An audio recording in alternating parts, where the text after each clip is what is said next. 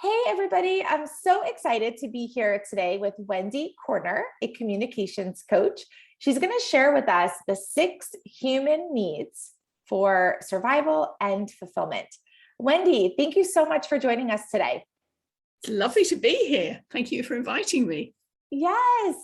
So can you tell us a little bit about who you are, what you do, and then I'm just going to let you take it away and share with us what these human needs are. Sure.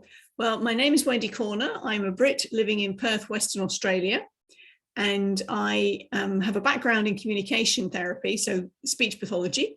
I've been passionate about communication since I was 3, 4, made up my own language as a child, had so much fun. So it's always been part of my life. So I went and became a speech therapist, to go figure. So yes, that's my background. I moved out onto my own in terms of working with business leaders to work on their communication skills. So I also work with TEDx speakers. And in fact, I was hot off the press. I met my 3 speakers this morning because we've got our next conference coming up on the 4th of December. So that's really exciting. Awesome. That's great. That's so interesting about, where your passion started as a young child. Yes. There's a story behind that, but I won't go into it now. But it's a long time ago. But yes, it was significant in that it shaped where I was going in life. Wow. I love that. So tell us about these 6 human needs. I know you mentioned before the show that 4 of these needs are survival. And 2 of these needs are like icing on the cake, help us achieve fulfillment and happiness and joy in our life. So I'm dying to know what these needs are. So Wendy, take it away. Okay. Well, this work is not unique to me. This is not original to me. This is Tony Robbins' work.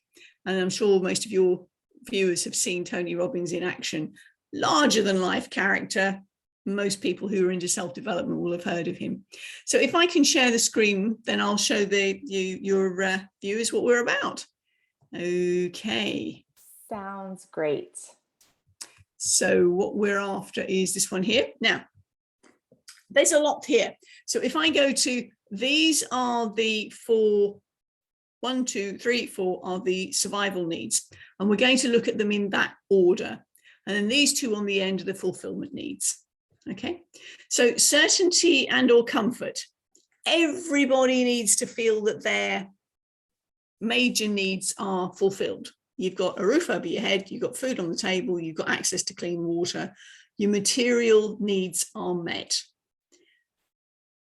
This is where you've got the certainty. It's important that these things are there. And so you can, if you can't control your physical environment, this is where you've got certainty through state of mind, faith, positive outlook. Some of your viewers may have read Viktor Frankl's Man's Search for Meaning. It's an incredibly good book. If you haven't already read it, I really recommend it. Viktor Frankl was a Holocaust survivor. He was a psychiatrist who was taken into Auschwitz. And so many people around him were dying, obviously, but he kept himself together, partly because he was writing this book, and partly because he thought, right, you cannot take away my thoughts. You can take away every other part of my dignity, but you cannot take away my thoughts. That was his source of certainty, his source of comfort. Does that make sense? Yes. On the flip side of that, if life is so predictable, we get bored. We want to do something different. We want to change it up. Because I mean, if it was the National Health Service where I used to work in the UK, Friday you could always predict lunch was fish. It was predictable. So one day when there wasn't fish for lunch, it was really quite exciting. So you want to then change something up. You want to have some variety, some uncertainty, some spontaneity. That's where we have a bit of life in there. So you've got a change of state here. How do you go from being bored to being alive? You can change your state. So this is where you can, in any one of these, you can meet in different ways. You can meet them in resourceful ways or unresourceful ways. And we'll go through a few of the opportunities to see the two things. So by changing your state, you can change a scene, literally. You know, that phrase of change is as good as a rest. That's why we go on vacation. We have some variety. We go somewhere different.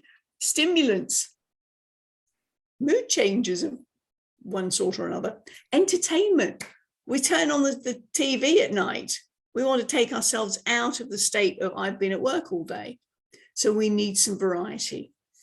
We can change it up in terms of the food we eat, because we've got so many choices. It's not just a meat and two veg that it was when my parents were small. Mm-hmm. That's the uncertainty, the variety. Then we come on to the one that's got the biggest square, significance. Now, significance has a bit of a bad rap. If you say the word, oh, somebody's being, they need significance, you kind of feel as though they're attention seeking, they're a bit egotistic. No, it's just we need to know if we feel important and unique. We're different. I matter for me, not what I do. I matter for who I am. So that's all comes under the umbrella of significance. So some people, if they're feeling insignificant, they'll get angry and they'll start acting out. And therefore, all the attention is on me and I'm getting some significance here. Other people will go into helpless mode. And I've got every possible imaginable illness going so that you will be sympathetic and you will care for me and I will be significant to you from that respect. Some people will use find their significance in supporting other people. So you've got public servants will find significance in their work in terms of supporting the community. Politicians usually have a fairly high need for significance. I'll leave you to work out whether that's a resourceful or an unresourceful one, depending on the politician concerned. Then the fourth one we have is love and connection. Either or. They're kind of one end or the other end of the spectrum, because at one end, we all need connection. And one of my pet beefs at the moment is talking about social distancing. No, we can physically distance, but purely that change in semantics, that change in words to social distancing has, I feel, put even more of a wedge in an already fragile society in terms of our connection with each other. So there's connection, we all need to have a connection with somebody, and to the other end where it's deep and intimate love. So you'd have a connection with a colleague at work, you'd have love with your intimate partner, and there are all stages in between.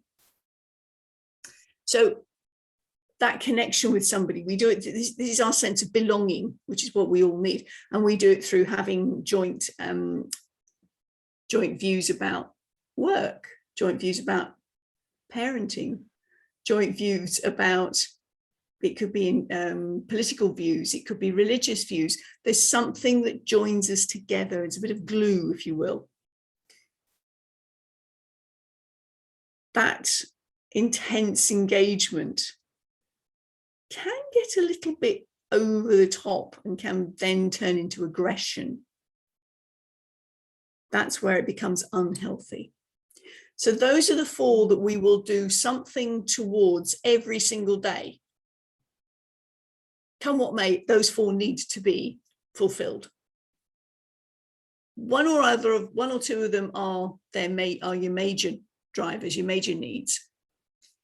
On top of that, you've got growth and contribution. Now, everything in the universe is either growing or dying.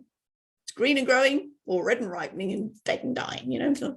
So this is where spiritual capacities come in.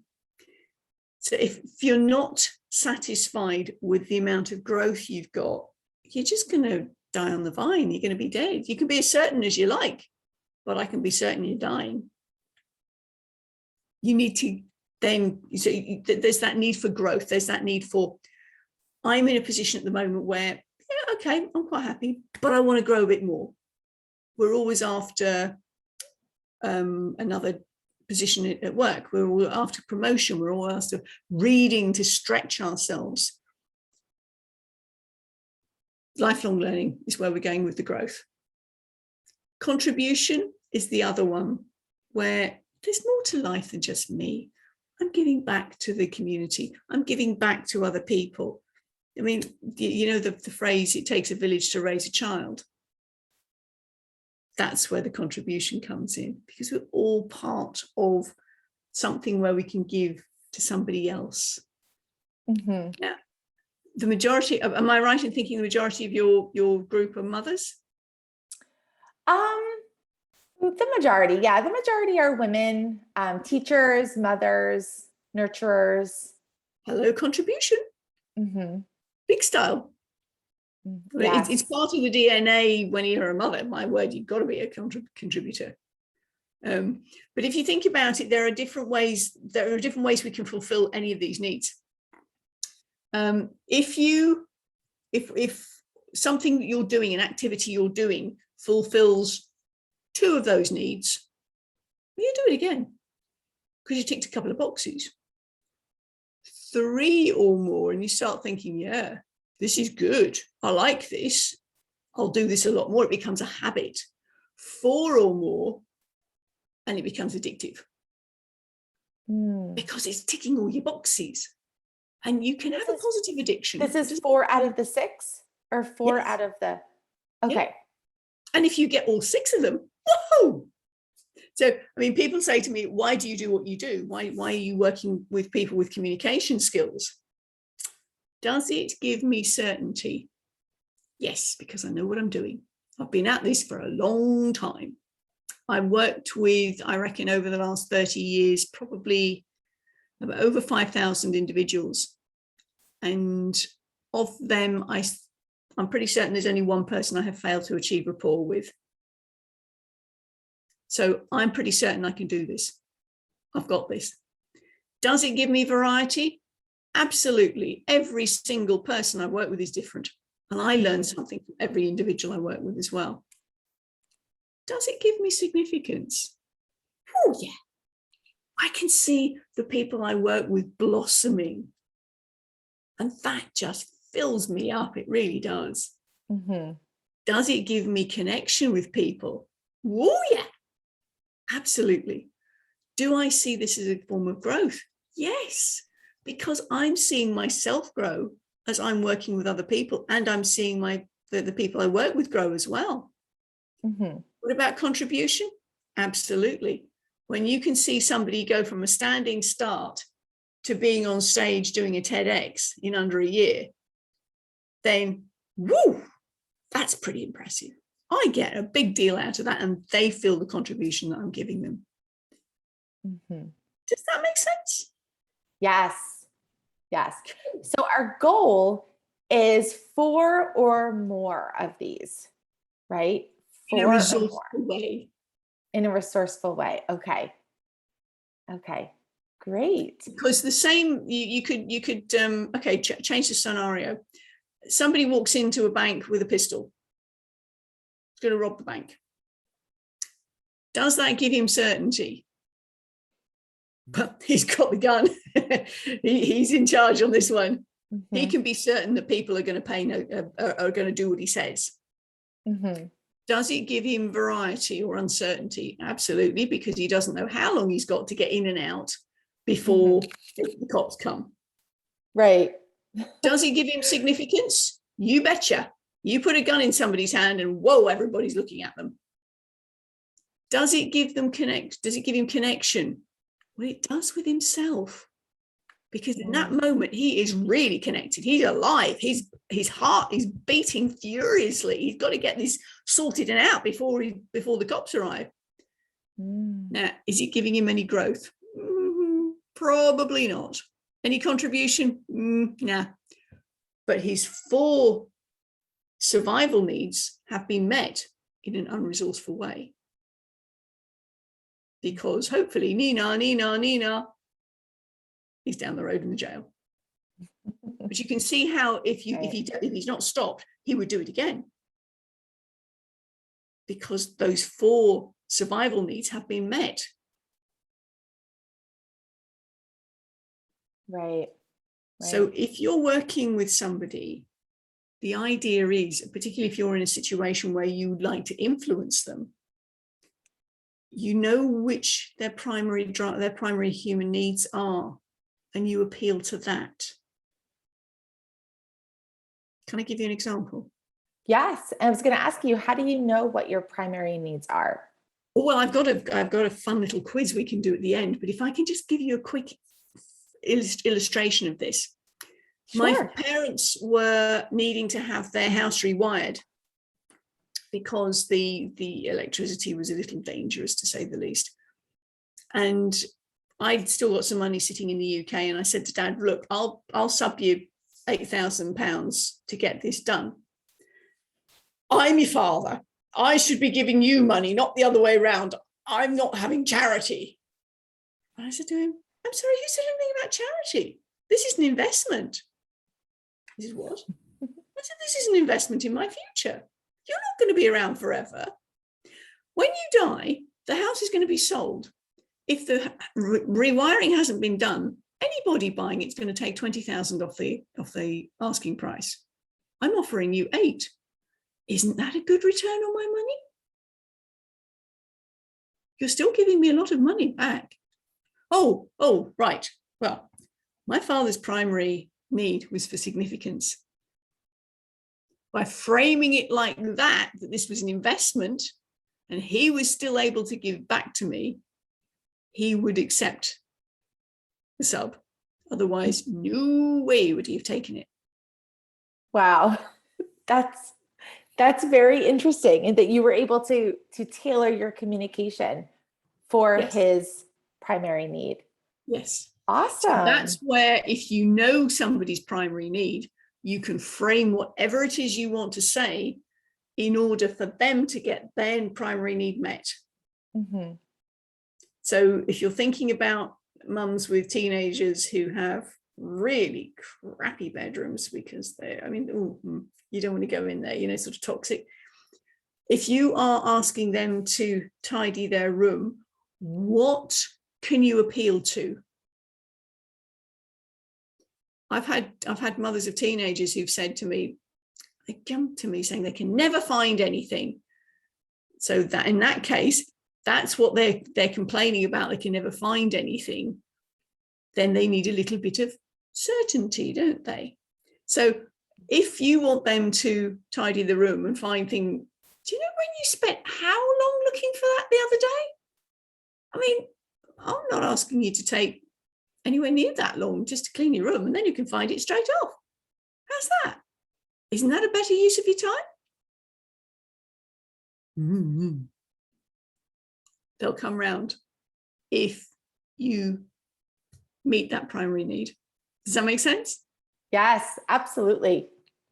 Cool. Absolutely. Yeah. Excuse me.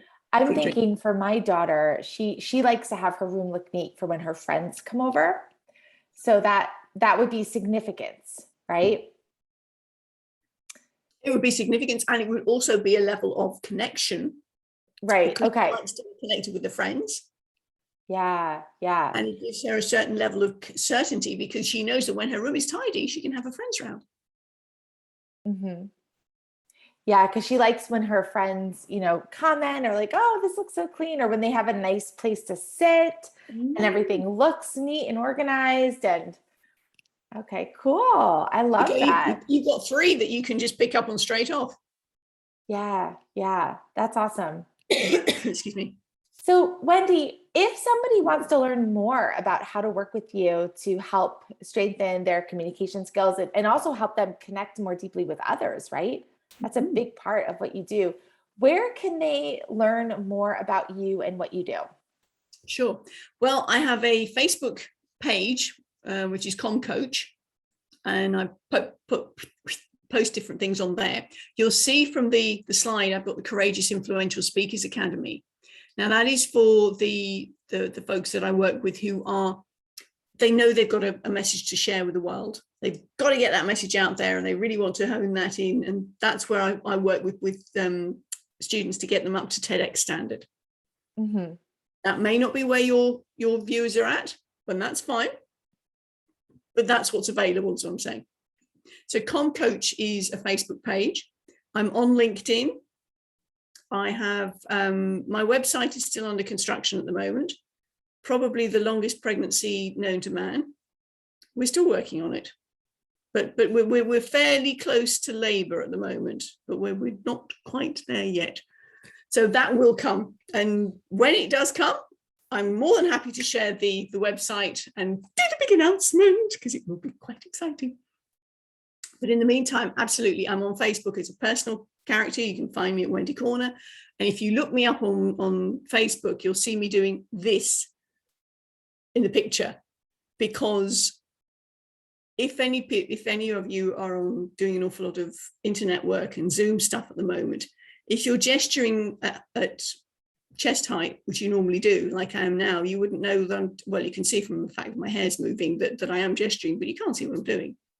So my point was, if you got the little thing, make sure your hands can be seen.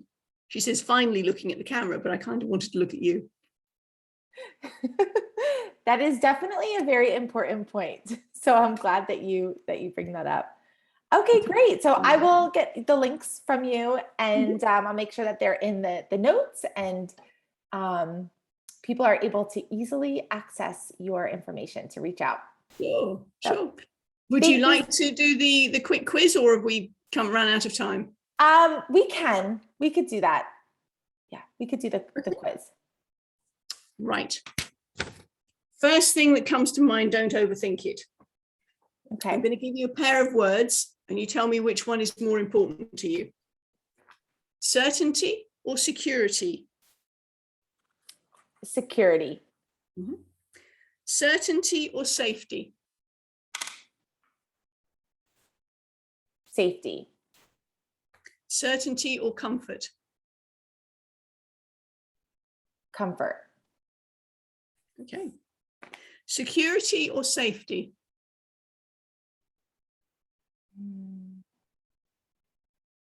Safety. Security or comfort? Comfort. Safety or comfort? Safety. Okay.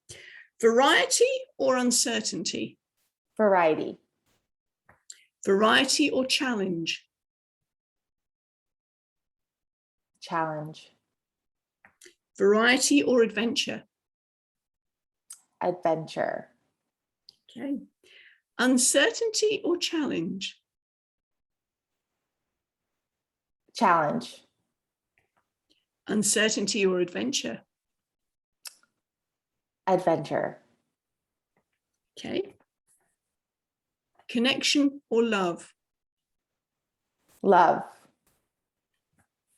Significance or respect? Respect. Okay. Safety or challenge? Challenge. Safety or love? Love. Safety or respect?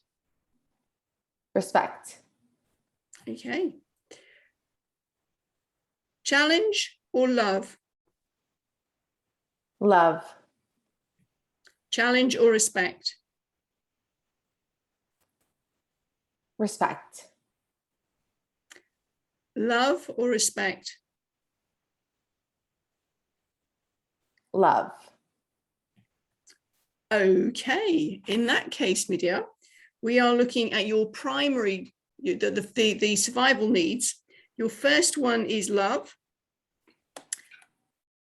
Then after that, we've kind of got a bit of a, oh, okay, not quite finished then. Safety or challenge? Safety or challenge? Challenge. Challenge, okay. What about safety or respect? Respect. Okay. Challenge or respect?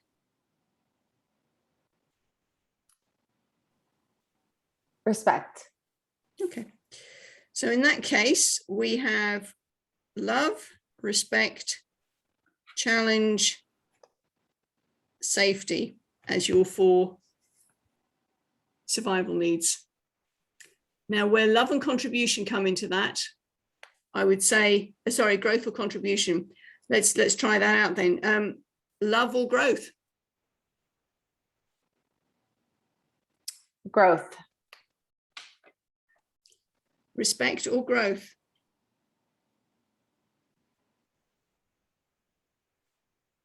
Growth. Challenge or growth?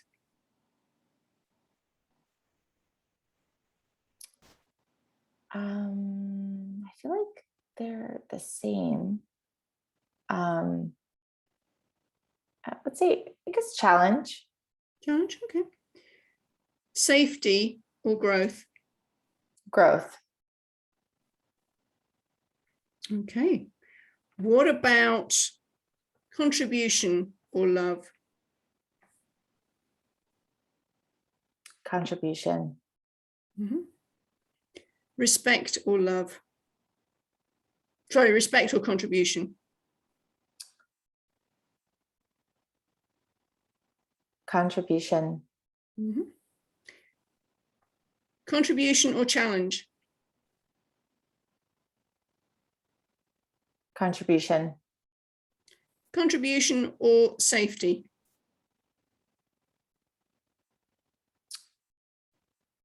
Contribution. Contribution or growth? Growth. Right. In that case, swap them around. We've got number 1, growth. Number 2, contribution. Number 3, love. Number 4, respect. Number 5, challenge. And number 6, safety. So if we really want to frame something to appeal to you, then contribution is the way forward. Mm-hmm. Because if you can feel as though you're contributing to something, that will float your boat. Mm-hmm. Does that make sense? Cool. Yeah. I definitely resonate with that a lot. Cool. It's so interesting. It's fascinating. It's fascinating. And it's one of the tools that good influencers will use, because they know, particularly if you're on a one-to-one, then you will appeal specifically to that person, which is how I did it with my father. Because my mum said the week after, "Did you do that on purpose?" I went, "Yes." She said, "That was masterful." I said, "No, it's what I do." But she hadn't actually seen me in action, so she couldn't realize that was what I did. But that's the point. If you give something to somebody in a way that makes sense to them, it's a no-brainer. This is why when I'm working with somebody, I have to make sure I'm a values match. Because if you teach this to somebody who's a little bit on the dodgy side, well, it's very influential and can be used for not such positive means. Mm-hmm. Yeah. That's so true. Anything personality based or communication based can be used in a really manipulative way. So I love that you pointed that out, that, because these tools are so powerful, we have a lot of responsibility when we're taking these tools out and actually using them with real people. Yeah. So absolutely. yeah. Awesome. So I won't work with just anyone. I make sure that I'm a values match with them before I say, yes, I will work with you. Yes, I love that. So important. Well, thank you so much, Wendy, for joining us today and for giving us this tremendous amount of value, for walking us through the 6 needs, for explaining what those needs are, for giving us so many examples, and then for walking us through that quiz. So if somebody's interested in learning about their 6 needs in the order, they can definitely reach out to you, right? Absolutely. Okay. Would you like me to send you the PDF that I was showing on the screen just now? If you don't mind, that Sure, would be sure. great to share with everyone. Absolutely. All right. Thank you so much, Wendy. You're very welcome. It's been lovely to talk to you tonight. Tonight, yes, it is tonight. Or for Oh, you. yes. Awesome. Thank you. Bye for now.